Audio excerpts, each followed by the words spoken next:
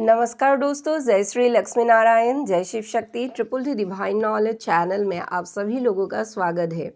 दोस्तों, आज इस वीडियो में मैं आप सभी लोगों को महाविद्या छिन्नमस्ता के बारे में परिचय कराऊंगी और माँ की असीम शक्ति और माँ के भीतर जो गृह विद्या है उसके ऊपर भी मैं आप सभी लोगों को आज अवगत कराऊंगी इसी वीडियो के थ्रू। तो दोस्तों, अगर मेरी वीडियो आप लोगों को अच्छा लगे तो कृपया मेरे चैनल को सब्सक्राइब कर इस वीडियो को एक लाइक और एक शेयर अवश्य कीजिए।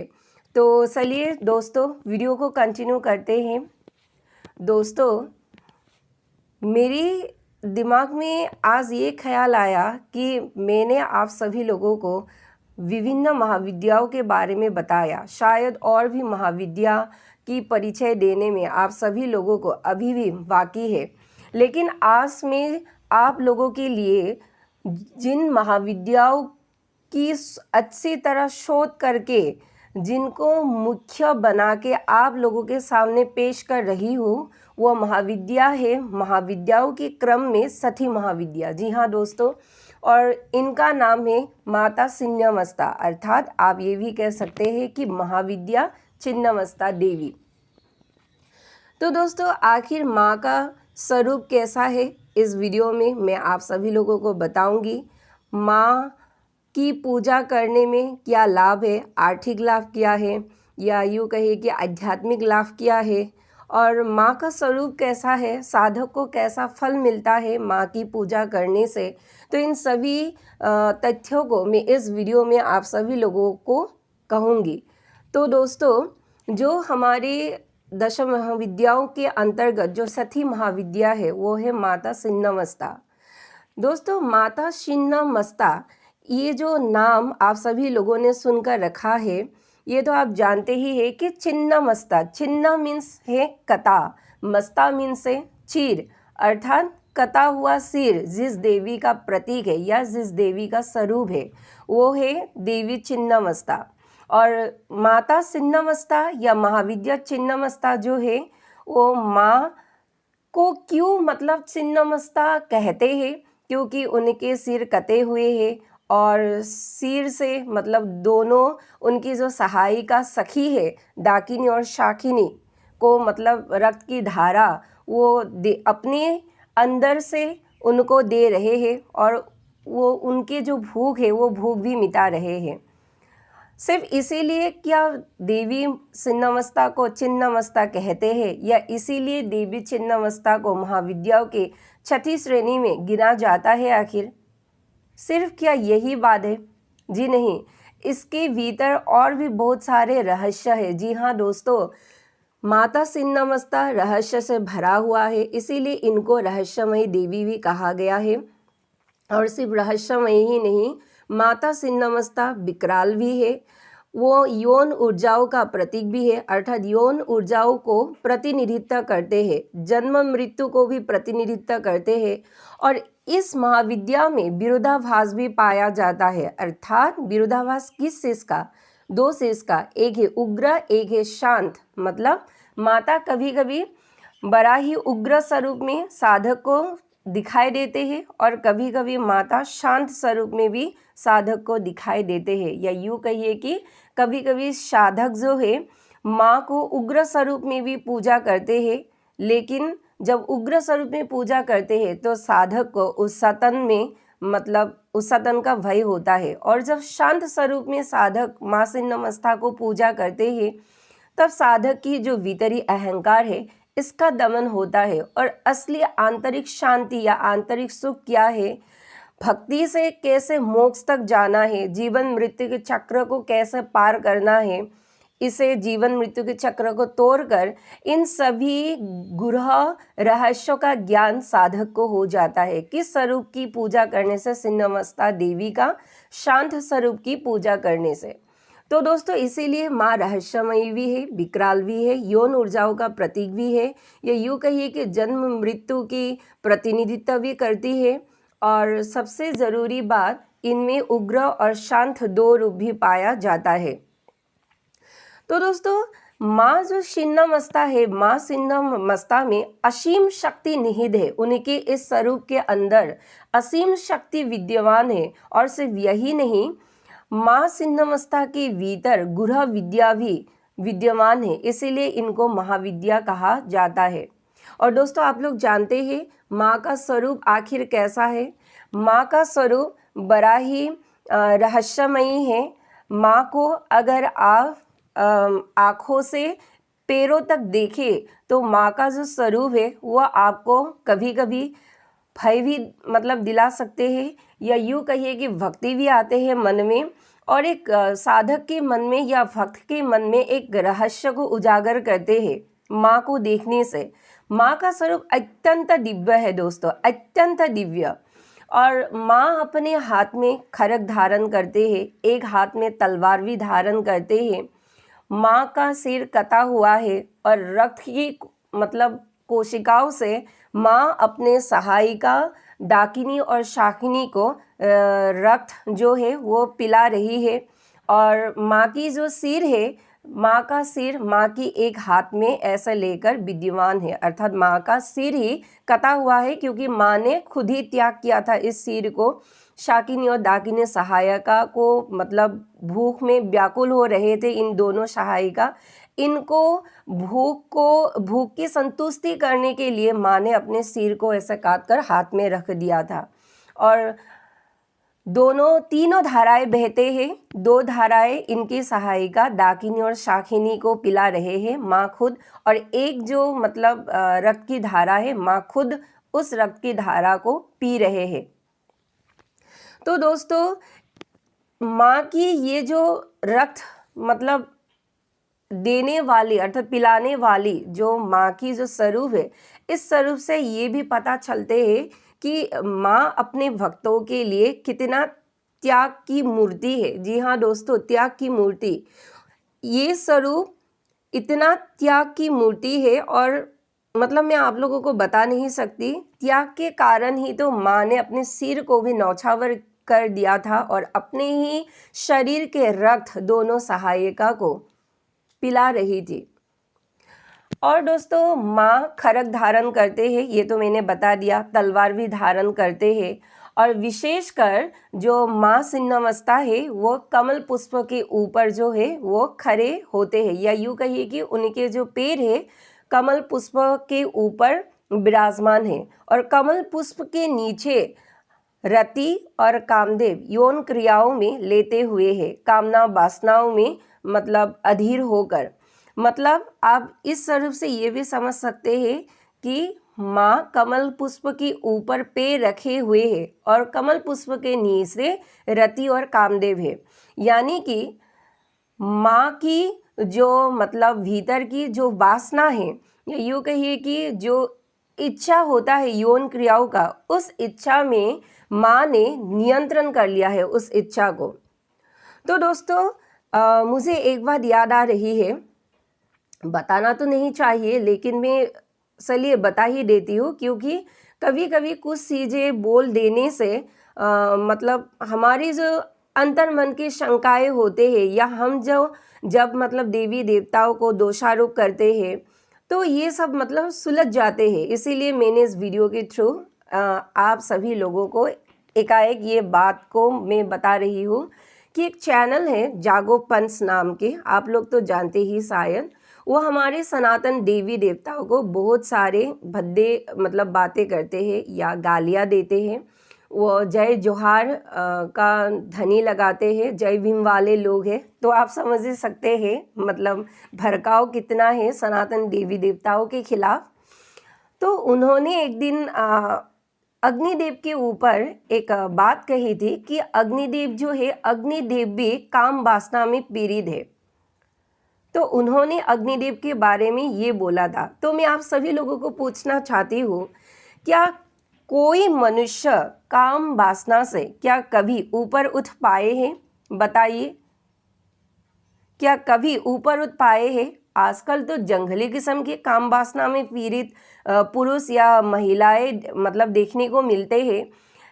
लेकिन दोस्तों, सभी इस ब्रह्मांड की सभी मनुष्य के अंदर थोड़ा सा काम वासना सभी के अंदर विद्यमान है, नहीं तो प्रकृति की जो मतलब वंश वृद्धि करने वाले जो प्रक्रिया है वो कैसे आगे बढ़ेंगे। तो इसीलिए इस चीज़ को भगवान ने ही प्रत्येक मनुष्य के अंदर, जीव जंतुओं के अंदर, या आप यूँ कहिए कि पशु पक्षियों के अंदर भी ये वासनाएं जो है, काम वासना, ये थोड़ा बहुत तो होते ही है। लेकिन उस व्यक्ति ने ऐसे बोला, जागो पंच की जो चैनल मतलब चलाते हैं, कि अग्नि देवता भी काम वासना से पीड़ित है। सॉरी, मैंने देवी छिन्नमस्ता के भीतर ही ये टॉपिक मतलब खींच कर लाया है, लेकिन बताना ज़रूरी था, इसलिए मैंने आप लोगों को मतलब बोल दिया कि वो व्यक्ति ऐसे कहते हैं कि अग्निदेव भी मतलब कामना वासना से पीड़ित है। अरे क्या आप नहीं थे कामना वासना से पीड़ित? अगर आप कामना वासना से पीड़ित नहीं थे, मतलब आपकी माता से आप कैसे पैदा हुए?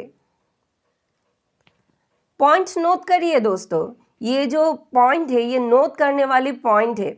सबके अंदर थोड़ा बहुत कामना वासना होते हैं, लेकिन आप अपने अंदर की कामना वासना को कैसे नियंत्रण करते हैं, कैसे आप एक साधक के भांति अपने जब पूजा करते हैं तब इसको आने नहीं देते हैं, या आप मतलब अपने मन ना विकृत होने की प्रक्रिया को कैसे आप मतलब अपने नियंत्रण में लाते हैं, वो आपके ऊपर निर्भर करते हैं।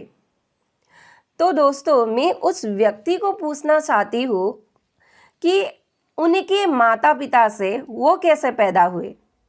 ज़रूर वो कामना वासना से पीड़ित तो होंगे ही, क्योंकि ये प्रकृति का विधान है, इसीलिए वो व्यक्ति पैदा हुए हैं। तो ऑब्वियसली वो माँ के मुख से तो पैदा नहीं हुए हैं, ये आप लोग अच्छे से जानते हैं।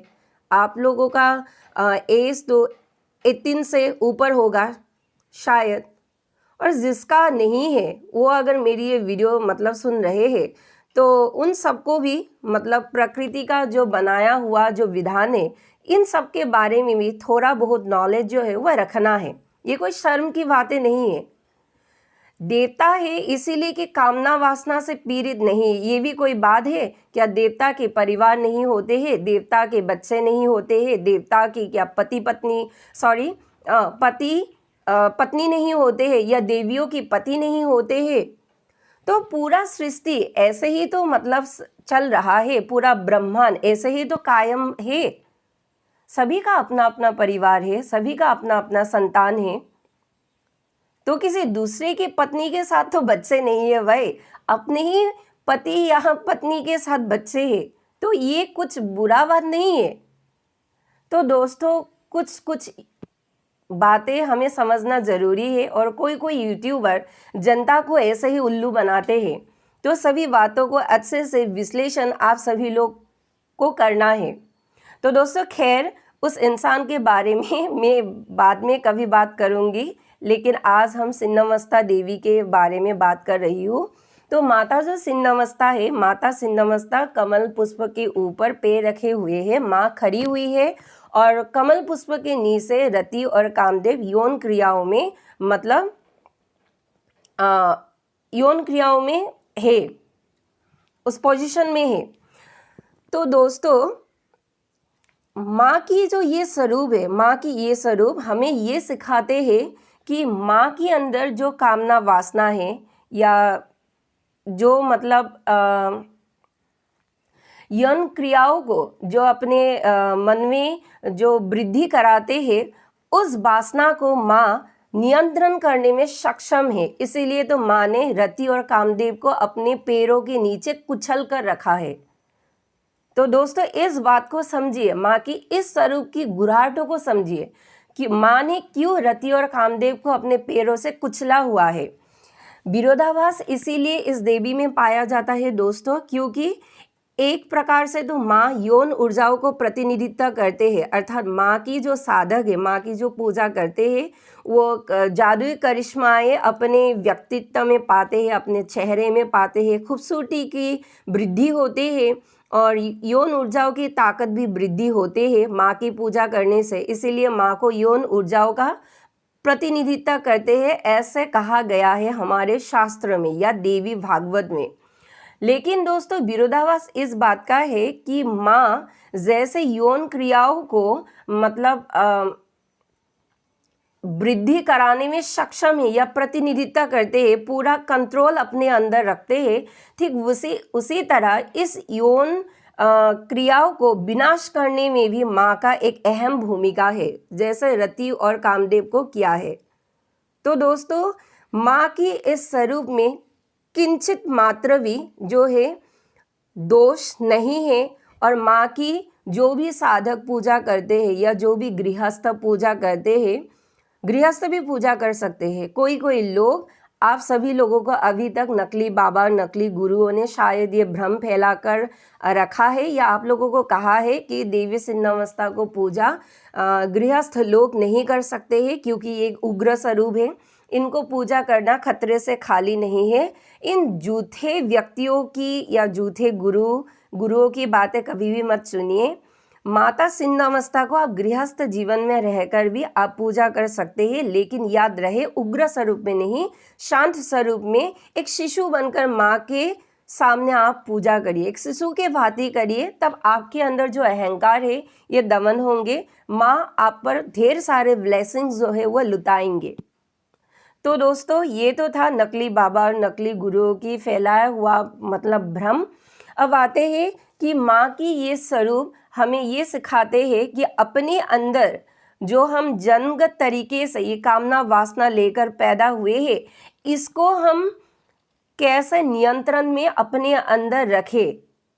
तो माँ जो है समय समय पर अपने रहस्य, अपने विकराल स्वरूप, जन्म मृत्यु के मतलब प्रतिनिधित्व करने वाले जो मतलब एक नियंत्रण की भांति जो नियंत्रण करते हैं, ऐसे स्वरूप को वह समय समय पर दिखाते ही इस ब्रह्मांड के सभी मतलब मनुष्यों को। और जो माँ जो है गले में नरमुंड जो है वो मतलब पहनते हैं। जी हाँ दोस्तों, माता नरमुंड को पहनते हैं गले में। देवी छिन्नमस्ता, आप कह सकते हैं कि महाविद्या छिन्नमस्ता भी। तो माँ की ये स्वरूप बड़ा ही दिव्य है, साधक को माँ की तरफ आकर्षित करते हैं महाविद्या की इस स्वरूप को पूजा करने में। तो दोस्तों माँ की आखिर पूजा का क्या लाभ है, हमने तो सभी लोगों ने ये जान ही लिया इस वीडियो के थ्रू। आप सभी लोग पहले से भी मतलब जानते हैं माँ के बारे में, लेकिन फिर भी मैं थोड़ी इसे और नई तरीके से आप लोगों को कह रही हूँ माता छिन्नमस्ता के बारे में। तो माँ की पूजा करने से आखिर साधक को क्या लाभ होता है? माँ की पूजा करने से साधक को आर्थिक संकट से मुक्ति लाभ होता है। आर्थिक संकट ही नहीं, जो भी हमारे इस जीवन में संकट आते हैं उन सभी संकटों का मतलब काटने का जो मतलब रास्ता है वो माँ के पास है। और वित्तीय कर्जा से हमें मुक्ति मिलती है। सरकारी अगर कोई काम में किसी बहाने अगर हमारे पास रुकावटें आ रही है तो माँ दूर करते हैं। मुकदमे में आपको मतलब जीत दिलाते हैं, या यूँ कहिए कि आपके शरीर के अंदर अगर कहीं ना कहीं मतलब दर्द है और अगर आपकी जीवन में कुछ दर्द है तो उन शारीरिक दर्द और जीवन की दर्द को माँ हटाते हैं। और दोस्तों सिर्फ यही नहीं, जब आप माँ की पूजा करते हैं तो आपकी जो कुंडलिनी शक्ति है वो भी जागृत होती है, और जो अष्ट सिद्धियाँ, माँ की पूजा से अष्ट सिद्धियाँ भी प्राप्त होते हैं, आंतरिक शांति मिलते हैं। इसी जन्म की पाप को मतलब माँ काटते हैं, या इसके पहले जन्म की जो आपने पाप किया था उन जन्मों के पाप को भी माँ काटते हैं। सिर्फ इसी जन्म के पाप को नहीं, पिछले जन्म के पाप को भी माँ काटते हैं। या यूँ कहिए कि माँ के पूजा से जादुई करिश्माएं जो वाले व्यक्तित्व है वो साधक अपने अंदर धारण करते हैं। यौन ऊर्जाओं में वृद्धि होते हैं, या यूँ कहिए कि जब भी आप इसे चाहे इसे आप मतलब कंट्रोल भी कर सकते हैं इसी यौन ऊर्जाओं को। तो ये जो नियंत्रण करने वाली जो मतलब शक्ति है वो माँ की पूजा के द्वारा आपके पास आते हैं। और सिर्फ यही नहीं, आपकी घर परिवार में या ऑफिस में जो भी धन का प्रवाह मतलब होता है, वो धन का प्रवाह का जो फ्लो मतलब प्रवाह जो है वो धन का प्रवाह जो है वो माँ मतलब अच्छी तरह से रखते हैं। और माँ मोक्ष भी दिलाते हैं आपको। जन्म मृत्यु की ये जो हम चक्र में बंधे हुए हैं सभी मनुष्य, इन चक्रों से माँ हमें मुक्ति भी दिलाते हैं। तो दोस्तों देखिए, माँ की पूजा करने वाले साधक या भक्त को मतलब कितने बड़े बड़े लाभ होते हैं। या आर्थिक लाभ भी है जो आप लोग भौतिक लाभ के अंतर्गत कहते हैं, या यूँ कहिए कि शारीरिक लाभ भी होते हैं, मानसिक लाभ भी होते हैं। तो दोस्तों बहुत सारे लाभ है। आप महाविद्याओं को पूजा कर कर अपने लिए, समाज के लिए मतलब सभी जो है उसे क्या कहते हैं, सभी के कल्याण के लिए आप काम कर सकते हैं, अपने कल्याण के लिए भी और समाज के कल्याण के लिए भी। दोस्तों इस समय में एक बात आप सभी लोगों को कह दूं कि जितने भी साधक हैं, जितनी भी महाविद्याओं की पूजा करते हैं, अलग अलग महाविद्याओं की, सभी साधक को कुछ ना कुछ सिद्धि प्राप्त होते हैं। लेकिन सभी साधक जब महाविद्याओं की पूजा करके थोड़ा बहुत सिद्धि प्राप्त कर लेते हैं तो साधक जो है मतलब उड़ते रहते हैं छोटे छोटे सिद्धि को लेकर। और मन में ऐसा भी कभी कभी साधक के मन में उत्पन्न होता है कि मैं अपनी सिद्धियों से ये कर दूंगा, वो कर दूंगा। कोई कोई तो करता भी है भाई पैसों के लिए। तो ये सब करतूत जो है, ये जो मतलब कांड है, इसको सभी साधक को बंद कर देना चाहिए। क्योंकि जब आप अपनी सिद्धियों को मतलब दुरुपयोग करते हैं दूसरों के अहित के लिए, तभी जो है आपकी सिद्धि चले जाते हैं। और मन में इतना मतलब ऐसा विचार मतलब गंदा विचार नहीं लाना चाहिए कि आप अपनी सिद्धियों को दूसरों के अहित के लिए दुरुपयोग करें। ये करना बंद कर दीजिए, तभी जो है आपकी साधना सफल होंगे। और आपने जो भी सिद्धि अपने मेहनत के बलबूते पर या भक्ति के बलबूते पर कमाया है, वो अपने लिए, अपने परिवार के लिए और समाज के कल्याण के हित के लिए इसे प्रयोग करिए। तो दोस्तों बातें करते करते मैं आप लोगों से और एक बात करना चाहती हूँ। ये मेरी खुद की एक्सपीरियंस है माँ छिन्नमस्ता के बारे में। आप लोग शायद हंसेंगे मेरे इस एक्सपीरियंस को मतलब सुनकर, लेकिन फिर भी मैं आप सभी लोगों से ये एक्सपीरियंस बांटना चाहती हूँ। जैसे कि आप सभी लोग जानते हैं, मैं विभिन्न सारे देवी देवताओं की पूजा करती हूँ। सिर्फ एक में ही नहीं रहती हूँ, क्योंकि बहुत लोग कहते हैं भाई एक ही शरण पकड़ो।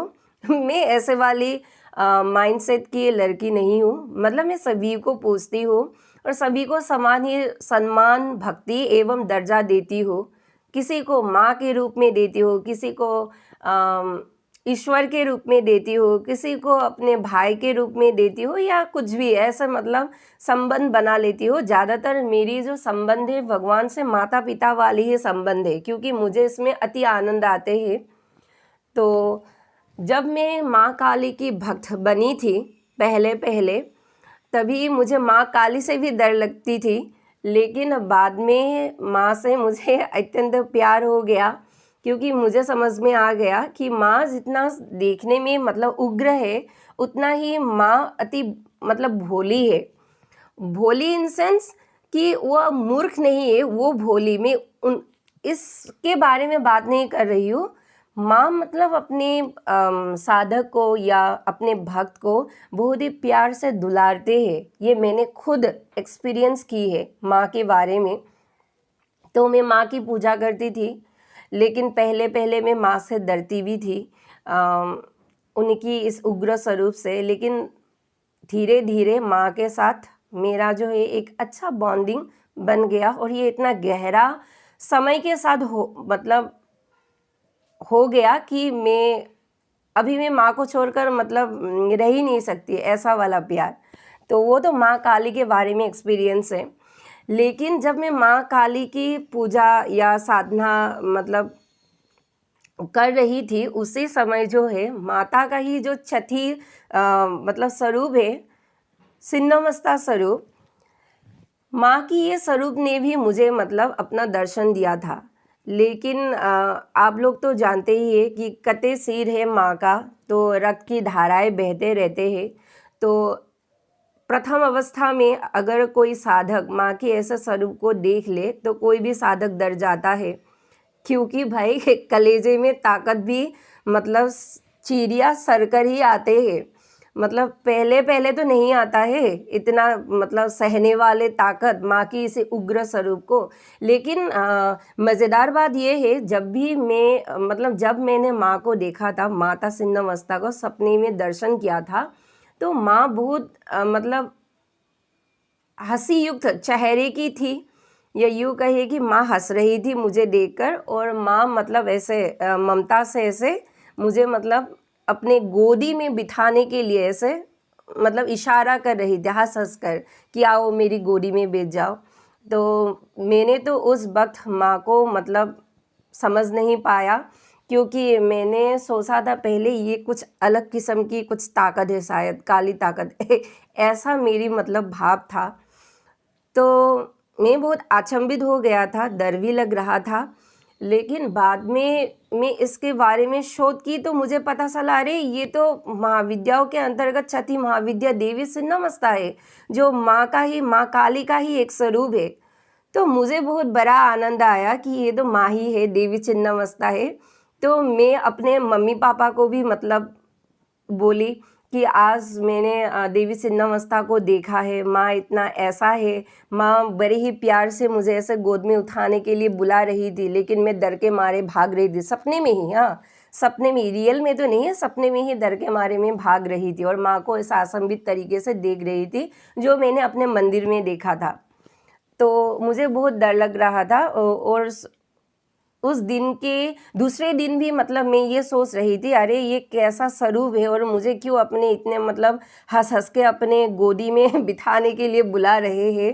तो मैंने कुछ गलती कर दी शायद महाविद्याओं की साधना में, तो मुझे बहुत डर लग रहा था। लेकिन बाद में मुझे बहुत हंसी आई, जैसे जैसे माँ काली के साथ मेरी रिश्ता गहरा होते चले गए, तब मुझे पता चला कि अरे भाई ये तो माँ संतुष्ट, मेरे प्रति संतुष्ट होकर माँ ने इसे मुझे गोदी में उठाने के लिए मतलब सपने में दर्शन दी थी। तो मैंने तब समझा इस बात को। और जब मैंने माँ छिन्नमस्ता को देखा, तब मैं घर वालों को सभी को मतलब बता दिया कि आज मैं ऐसे कुछ अद्भुत स्वरूप को देखी और मुझे ऐसे गोदी में उठाने के लिए मतलब ऐसे बुला रहे थे। और मुझे बहुत डर लगा था उस वक्त, किस स्वरूप को देख लिया, ये कौन है, कुछ दूसरे दुनिया की या दूसरे ब्रह्मांड की कुछ काली ताकत, ऐसा मैंने समझ लिया था पहले पहले। ये बहुत पुरानी बात है, 2012 या 13 की बात है शायद। तो मुझे बहुत मतलब डर लगा माँ की इस स्वरूप को देखकर। लेकिन मैंने सबको बोला कि आज मैंने ऐसा ऐसा स्वरूप देखा। फिर मैंने धीरे धीरे ये समझ लिया कि अगर आप माँ काली को मानते हैं, तो माँ काली की ही जो अलग अलग जो दूसरा स्वरूप माँ से ही जो उत्पन्न हुआ है, इन सभी स्वरूप भी आपसे आकर्षित होते हैं। या यूँ कहिए कि अगर आप एक सच्चा भक्त हैं, आप एक अच्छे साधक हैं, अपने भक्ति से माँ को रिझाते हैं, तो माँ जो है आपसे खुश होकर, या माँ के अन्य स्वरूप भी आपसे खुश होकर अपना अपना प्रेम, या यूँ कहिए कि माँ की जो ममता है वो अपने बच्चे पर, अपने भक्त पर, अपने साधक पर लुटाते हैं। तो मैं थी पगली, मैंने तो भाई इस बारे में मैं पहले जानती ही नहीं थी। लेकिन जब होश संभाला, माँ को मैंने जाना, तभी जो है माँ की साथ ये जो मेरी कनेक्शन है ये और ही मतलब इंटरेस्टिंग होते चले गए। तो अब मैं माँ के साथ साथ किसी भी मतलब स्वरूप के साथ बड़ी ही सहज हूँ। थोड़ी सी मुझे कम दिखाई देता है माता छिन्नमस्ता की स्वरूप को, क्योंकि मैंने एक बार ही देखा था माँ छिन्नमस्ता को, 1 या 2 बार ही देखा था इसके बाद मैंने नहीं देखा, क्योंकि मैं भागती रहती हूँ ना माँ को, मतलब जब मुझे दिखाई देते हैं तो वो उस समय की बात थी। तो लेकिन अभी नहीं डर लगता है, क्योंकि अभी मुझे जो है वह समझ में आ गया है कि कैसे महाविद्याएं अपने बच्चे पर, अपने भक्त पर या अपने साधक पर प्रेम लुटाते हैं। तो ये मेरे जीवन की एक मज़ेदार किस्सा है जो मैं आप सभी लोगों के साथ शेयर की हूँ, ताकि मेरी तरह अगर आप भी कभी माँ छिन्नमस्ता के साधक भक्त बने तो आप डरे नहीं, बल्कि माँ को सिर झुकाकर एक शिशु के भांति प्रणाम करें और माँ से अपना दुख दर्द बातें या परिवार की दुख दर्द को बताइए। तो मैंने ये गलती कर दी थी, इसीलिए इस गलती को मैंने सुधारा और सुधारने के बाद मैं आप सभी लोगों को ये जो है एक्सपीरियंस दे रही हूँ, ताकि आप सभी लोग ये गलती ना करें। तो भाई महाविद्या है, सभी को डर लगता है क्योंकि माँ की जो मतलब हाईएस्ट लेवल की जो सुप्रीम ऊर्जा है, उस ऊर्जा को सहन करना और उन्हें देखना या उनके साथ बातें करना, ये मतलब एक अलग किस्म की इंटरेस्टिंग वाइब्रेशन वाली मतलब सिचुएशन जो है वह भक्त के अंदर पैदा होते हैं। तो मैंने ये अपने जीवन में एक्सपीरियंस की है। तो दोस्तों आज के लिए इतना ही। अगर ये वीडियो आप लोगों को अच्छा लगा है तो कृपया मेरी चैनल को सब्सक्राइब कर इस वीडियो को एक लाइक और एक शेयर अवश्य करिए। उत्तरी मैंने तो एक बात आप सभी लोगों को बताना भूल ही गई, मैंने बीच में एक शॉर्ट वीडियो दी थी, माफ़ कीजिएगा अभी मेरी वीडियो ख़त्म नहीं हुई तो मैंने बीच में एक शॉर्ट वीडियो डाली थी। उस वीडियो में मैं जनता जनार्दन को कुछ ऊपरी शक्तियों के बारे में थोड़ा बहुत जो है नॉलेज दे रखा था। वो वीडियो अब भी मतलब लूप में ऐसे चल रहे हैं यूट्यूब शॉर्ट्स के बीच। तो उस वीडियो में मुझे एक व्यूअर्स ने मुझे आज मैसेज दी, तो मैं उसी व्यूअर्स को इस वीडियो के थ्रू भी फिर से कहना चाहती हूँ। उस व्यूअर्स ने मुझे ऐसा मैसेज दी, एक रेड कलर का दिल जो है वो मतलब भेजा मुझे और बेचकर बोला, आप तो देवी जी बड़ा ही सत्य कहते हैं, सत्य पर जीने वाले आप मतलब हस्ती है, यूँ कहिए कि ऐसा बोला, शायद ऐसा ही बोला कुछ। तो ज़्यादा सत्य मत बोलिए, क्योंकि सत्य बोलने से मतलब व्यूज़ ज़्यादा नहीं होते हैं, ऐसा कहा। तो मैंने बड़े ही रेस्पेक्ट करके उस व्यूअर्स को मतलब पहले तो कहा कि मैं ऐसे ही हूँ, मतलब मुझे थोंग करना पसंद नहीं है, या यूँ कहिए कि मैं रियल रहना पसंद करती हूँ, कोई भी दिखावा मुझे बिल्कुल पसंद नहीं है। इसीलिए तो मैं अपने वीडियो में एडिटिंग नहीं करती हूँ, क्योंकि एडिटिंग करने से आप कुछ चीज़ें जो है छुपा देते हैं, या यूँ कहिए कि आपकी पर्सनैलिटी भर भर कर आप दुनिया को दिखाते हैं कि मैं मस्त पर्सनैलिटी की इंसान हूँ। मुझे ये सब पसंद नहीं है, जो जैसा है रियल है मुझे वही दिखाना जनता को भी पसंद है। और यूँ कहिए कि मेरे पास जो ये कलाएँ हैं, मैं इस कला को जनता तक कैसे बांटूं, मेरे मतलब यही जो है एक दिमाग में रहते हैं। मैं मतलब रियल बंदी हूँ, मुझे कुछ भी दिखावा ये सब मुझे पसंद नहीं है। जैसी हूँ वैसे आप लोगों के सामने भी हो। ना मुझे सत्य कहने से डर लगता है, ना ही मुझे व्यूज़ की परी है, ना ही मुझे सब्सक्राइबर की परी है कि सत्य कहने से ये सब मतलब कुछ हो जाएगा। ये चिंता मुझे सताते ही नहीं है। मेरे अंदर भक्ति गंगा की तरह बह रहे हैं। मैं जानती हूँ कि मैं सत्य में अड़ी हूँ और मेरे साथ मेरी ईश्वर और माता पिता की ब्लेसिंग जो है वो बहुत है, वो मेरे लिए काफ़ी है। तो दोस्तों मैंने भी उस व्यूअर्स को ऐसे बोला और ये भी बोला कि मैं ढोंगी किस्म की मतलब लड़की नहीं हूँ। मुझे झूठ और नफ़रत, इन दोनों चीज़ों से और पाप से सख्त नफ़रत है, और मैं कभी भी झूठ की कमाई से पैसा मतलब इनकम नहीं करती हूँ, क्योंकि वो पाप की भागीदार हो जाता है वो पैसा। मैंने ऐसे बोला। तो दोस्तों ये उस व्यूअर्स की बातें और मेरी बातें, दोनों की ही बातें आप सभी लोगों को क्यों कह रही हूँ, क्योंकि आप सभी लोग भी कहीं ना कहीं ये सोचते हैं कि ये ऑनलाइन के भीतर या यूँ कहिए कि यूट्यूब प्लेटफॉर्म पर ये कैसी बंदी आ गई या ये कैसी लड़की आ गई, ये हमेशा मतलब बड़े ही कड़वी तरीके से सत्यों को बोलते हैं, या यूँ कहिए कि इनके तो व्यूज़ भी कम हैं और सब्सक्राइबर भी कम हैं। करीबन 208 वीडियो मैंने आप सभी लोगों को दे दिया है। मैंने अपने जीवन में जो सीखी, जो अनुभव लिया ईश्वर से, भगवान से, अपने माता पिताओं से, अपने मतलब घर परिवार से, या यूँ कहिए कि लोगों को ऑब्जर्व कर कर, क्योंकि मुझे ही दोस्तों बड़ा मज़ा आता है लोगों को ऑब्जर्व करने में, क्योंकि मैं लोगों की गुप्त मानसिकता को मतलब पकड़ना मुझे बहुत अच्छा है। लोगों की जो स्ट्रेटेजी है, लोगों की जो स्टाइल से लोग अपने अंदर क्या छुपाते हैं, किस रहस्य को अपने अंदर दबा कर रखते हैं, दुनिया को दिखाना नहीं मतलब चाहते हैं, उसी ना चाहने वाली जो इच्छा है, उस इच्छाओं को मैं ऐसे प्रकट करने में मुझे बहुत खुशी मिलती है। जी हाँ दोस्तों, इसीलिए मैं एक ऑब्जर्वर की भांति काम करती हूँ और मेरी ये फेवरेट हॉबी है कि मैं लोगों को ऑब्जर्व करूँ, सभी चीज़ों को। इसीलिए मुझसे कोई भी लोग किसी भी बात को छुपा नहीं सकते हैं। जी हाँ दोस्तों, ये सत्य है जो मैंने आप सभी लोगों को इस वीडियो के थ्रू मतलब बता दी हूँ, क्योंकि मुझे बहुत पसंद है लोगों के खुफिया दिमाग के अंदर क्या चल रहा है।